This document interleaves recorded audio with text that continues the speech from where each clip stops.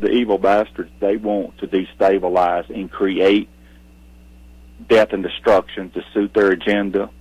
And the warriors, men of peace, sometimes have to defend and fight to restore the peace.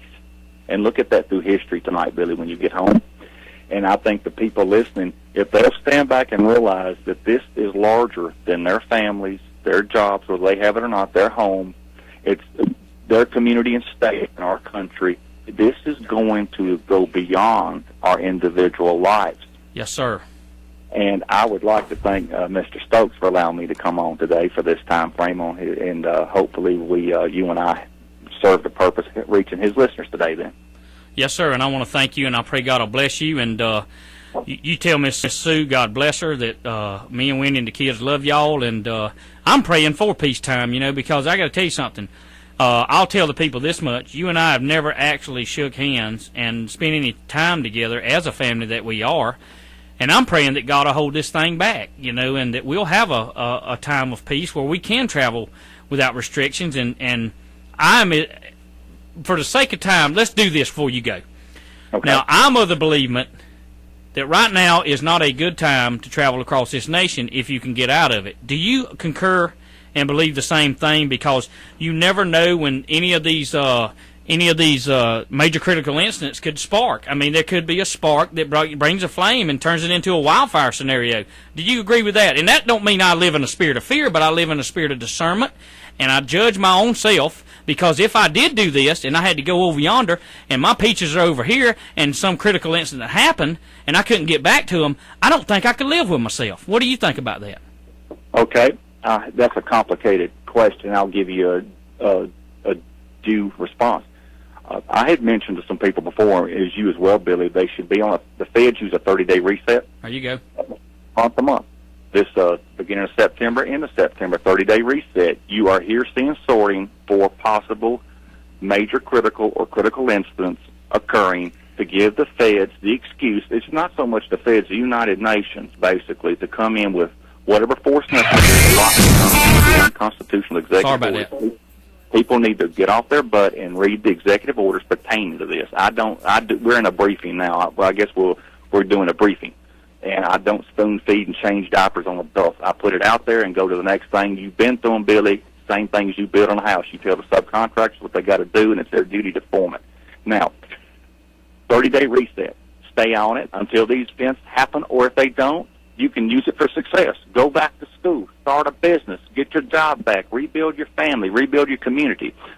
But during these 30-day resets, if you see, just like when this staged hybrid viral outbreak known as the swine flu, which the manipulative globalists are using to blame the pigs, as you know, cause it, it's engineered out of a lab, that was a good time to go under 24-hour reset. Absolutely. And that would be if something happened tomorrow and one of your listeners somewhere in the country or the world saw something happening, not all hearsay and not somebody with the living hell scared out of them, but lots of evidence it's happening. They're going to shut down a city or a county somewhere. Where you in Montana, if they shut the 2 or 3 counties down, you would need to go to 24-hour reset.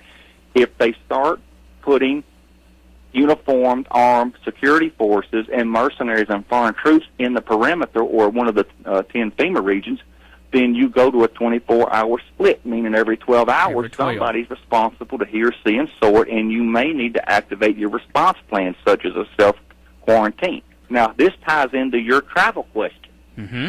With us at a stage BS level of pandemic 6, with the flu, Billy, aren't the deaths less than 3,000 right now? Oh, absolutely, and they are propagating it as if it's the biggest plague that's ever going to come. Yes, and that, do you see how this is? They are blowing this as if the tornado's already here, and it just tore up Montana, and it's coming to Georgia. Now, I would be very judiciously cautious concerning traveling out of my FEMA region, because I don't want to get locked down in another one. Now, for the people that still have their jobs, you need to earn your income. Now, I'm not telling you to quit your job. That's You're right. not there yet. But, Billy, I wouldn't drive to Georgia right now. I wouldn't fly to Georgia with with the current events. There's so much coming back, and by the way, I want to be very discreet with this. I know for a fact, outside of Fort Campbell, there are some people that have got the swine flu. There are some people in the Midwest that have walking pneumonia, but the physicians are not experienced yet to diagnose it beyond walking pneumonia, which is very parallel to the flu and the swine flu symptoms. And with the propaganda of the forced vaccines, this would be one of the best excuses to explain to the world why the United States of America went into a partial or full lockdown under the executive orders PD 51 and the unconstitutional agreements with the United Nations, Billy. You would be stuck in an airport or the interstate or somewhere in another FEMA region or in another state if you were traveling for some other purpose. So what I'm trying to say is I'm being calm and rational, but I'm looking at the evidence. I would not allow my family on 30-day reset to go socializing just because somebody would get their feelings hurt because you didn't show up for a birthday or something, as an example. And I'm a private person, and I could care less about birthdays. I'm just using something petty. I know that'll pick some people, but I don't care. I don't either. Go ahead. I don't care. Now, this is my feel-off side, and a more assertive side comes out. I wouldn't recommend traveling because you're getting pressured into it from peers and relatives and friends and whatever to go to other states or get out of your FEMA region. It doesn't mean be a prisoner to fear, but would you want to, Billy? What would have happened if you went back to Georgia tonight or tomorrow with your wife and the Peaches, only to find out you're locked down in FEMA Region 4 outside of one of the largest cities in the country, and you can't get back to Montana where you're a lot safer? Absolutely. None of my food, none of my family, and I'm not telling nobody not to travel, just as you ain't. But it's like you said. You and I have talked extensively about this. It's about a 30-day, 24-hour, and a split of 12. And by the way, Washington does it. Yes, they do. They do, and why shouldn't we? I mean, if they do it, they obviously know some stuff and the possibilities of these critical stage and critical incidents and things of this nature. And all we're trying to say, and I agree, and you and I have talked about this extensively, just because a birthday is coming, if you look in your situation, and most people don't understand the FEMA regions like you and I do. They're real. They've been real for a long time, and I mean they can say it ain't real all they want to, but I mean anybody with any kind of brain can look on the internet and see the 10 regions established. And what I've been doing is I just study what's going on in this region, that region, another region, which I ain't going nowhere. God put me up here for a reason and a purpose, and I told you that, and it's to preach the gospel and to help other people. And I don't have any reason to leave and go anywhere, even though the birthday comes up. Do you think I would be a fool to travel across this country for a birthday?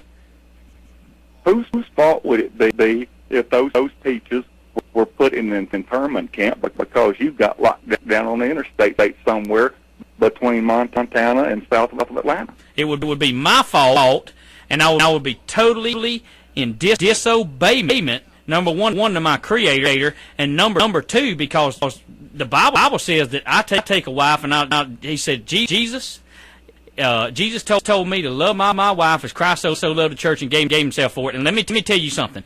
Jesus has never abandoned his church nor forsook it. Now the church has abandoned him predominantly, but I'm just telling you, Jesus just told me to love my wife, to love my kids, to take care of them, and to protect them. And how in the name of God can I protect them if I'm stuck in St. Louis and need to be back home? Do you realize the ramifications and the mental distress that I would go through, and my children and my wife would go through? You know, there'd be a good chance them Peaches would have a vaccine stuck in their arm or their butt that you and your wife couldn't prevent because you all would be separated as the Soviets and the Cambodians and let's see, the Germans did. And it ain't gonna happen, brother. And I'm not telling anybody to do anything, but I'll tell you what they better do is they better look at their surroundings. They better. It's just like these storms arising. I mean, you talked about as far as they better be their own weatherman. They better look and they better realize and understand that little old cloud, if it's building, and I'm speaking in a spiritual level here, if that cloud of death and destruction and hell is building, and by the way,